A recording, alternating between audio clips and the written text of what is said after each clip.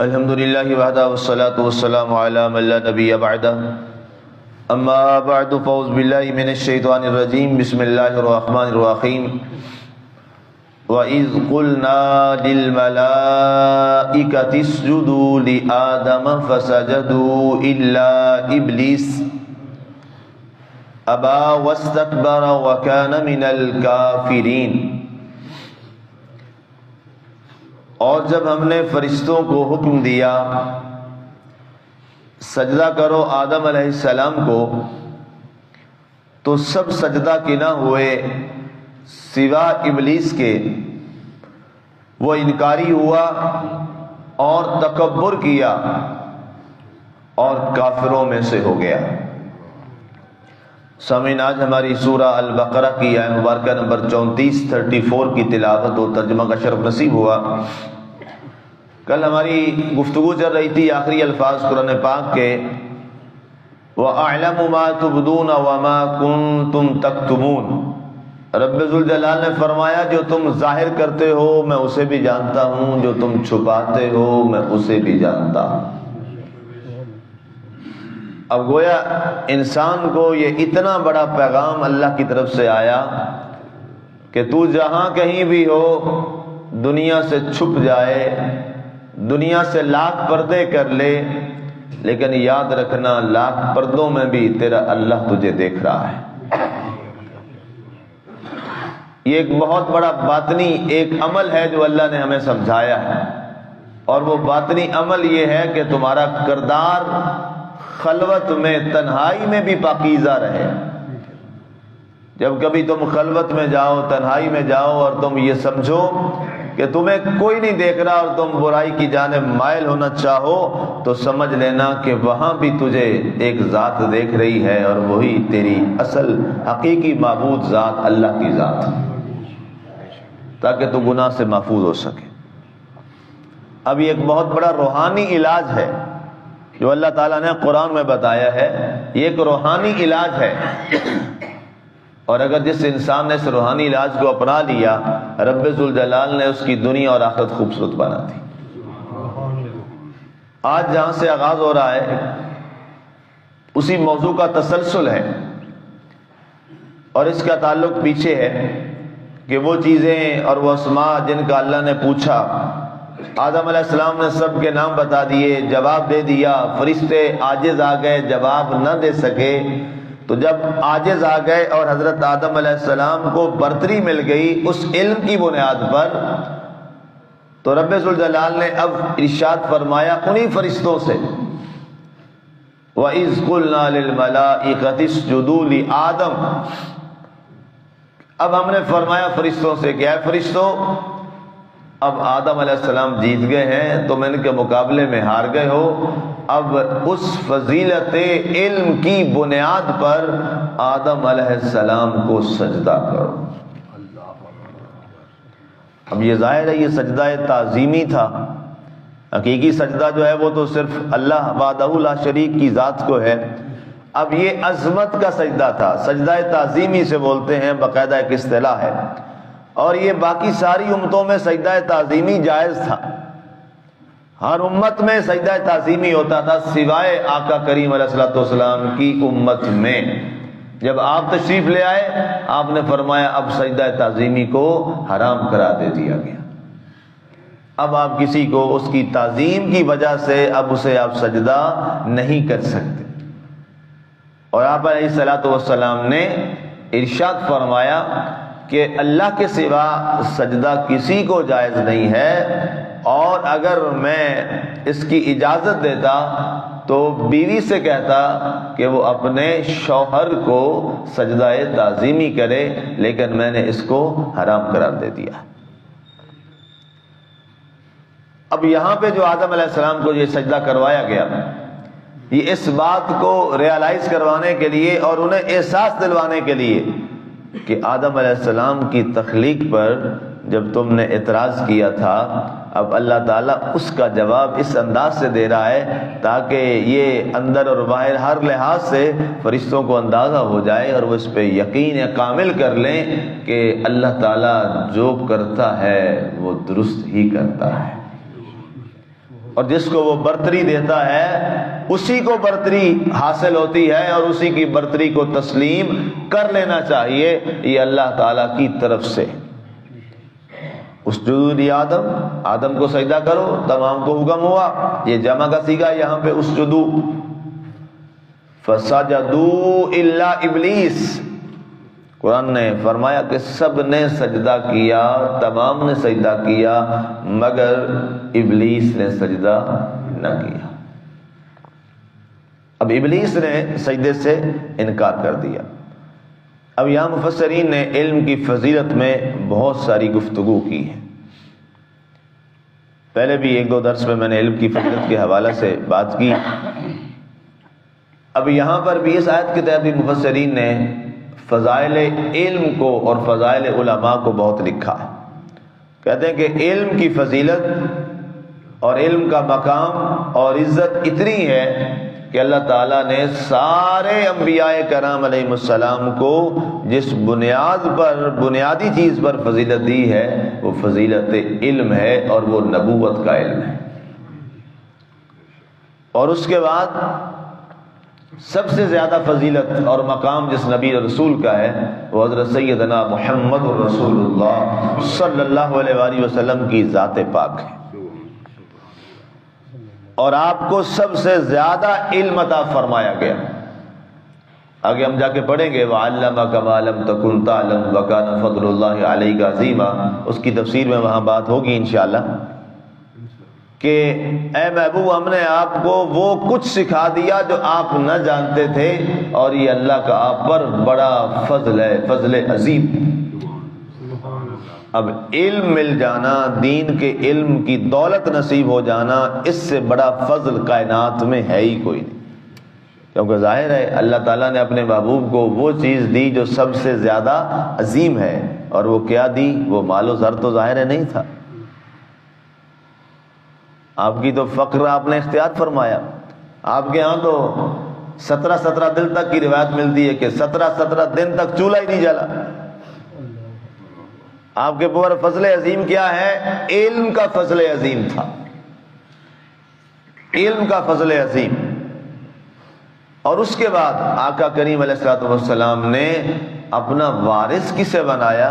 خود فرمایا نحن معاشر الانبیاء لا نورث ولا نورث ما ترکنا فهو صدقہ العلماء ورثۃ الانبیاء، فرمایا ہم نبیوں کی جماعت ہیں، ہم نہ وارث بناتے ہیں، نہ وارث چھوڑتے ہیں، نہ وارث خود بنتے ہیں، جو ہم چھوڑ جائیں پراپرٹی جائیداد وہ صدقہ ہوتی ہے، ہمارے وارث تو اور ہماری وراثت تو علم ہے، اور ہمارے وارث امت کے علماء ہیں۔ اب یہ دنیا کا سب سے بڑا اعزاز ہے کہ انسان نبی کا وارث بن جائے، یہ سب سے بڑا دنیا کا اعزاز اور شرف ہے، اور اس سے بڑا میرے نزدیک قرآن کی روشنی میں اور حدیث کی روشنی میں کوئی فضل عظیم ہو ہی نہیں سکتا۔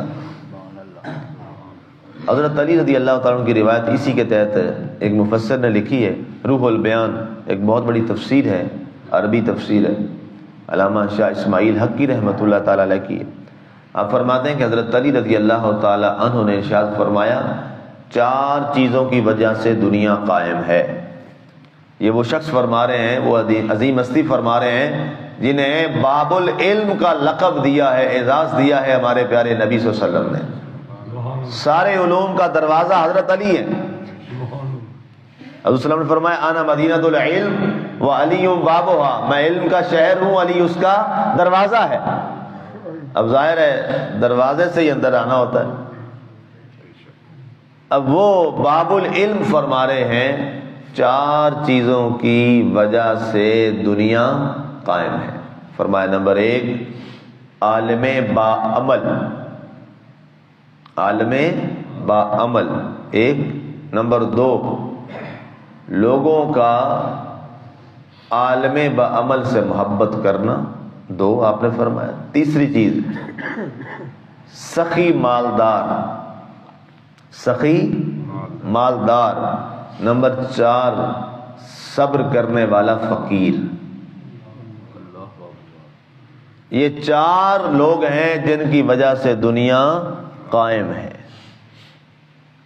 نمبر 1 عالم بعمل، نمبر 2 وہ لوگ جو عالم تو نہیں ہیں لیکن عالم سے محبت کرتے ہیں 2، نمبر 3 جس کو اللہ نے مال دیا اور اس مال سے وہ سخاوت کرتا ہے، سخی ہے، مال اللہ کی راہ میں تقسیم کرتا ہے، اور نمبر 4 وہ فقیر جس کو اللہ نے فقر دیا ہے اور وہ صبر کر کے اللہ کا شکر ادا کرتا ہے اور اس صبر پہ راضی ہے۔ اللہ کے نبی کے پیارے یہ صحابی اور اہل بیت کے عظیم چشم و چراغ، مرکز ولایت، باب العلم حضرت علی رضی اللہ تعالی عنہ فاتح خیبر، آپ فرماتے ہیں کہ ان 4 چیزوں کی وجہ سے دنیا قائم ہے، اور فرمایا جب تک یہ 4 رہیں گی فرمایا دنیا قائم رہے گی، اور الحمدللہ آج یہ چیزیں ہیں تو دنیا قائم ہے، الحمدللہ ہیں یہ 4 چیزیں۔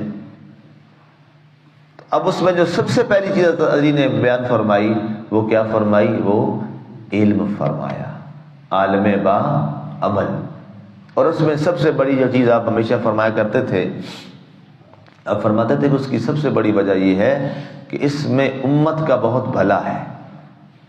اور آپ سے پوچھا گیا اس دنیا کا سب سے بڑا محسن کون ہے، یہ سوال کیا گیا آپ سے۔ ہمارے ہاں تو خیر محسن کشی ہو رہی ہے، انگریز آج ہمارے دین کو لے کر وہ کامیاب ہو گیا اور ہم پیچھے کے پیچھے رہ گئے، دین ہمارا تھا، چیزیں اس نے اڈاپٹ کر لیں اور وہ آگے نکل گئے۔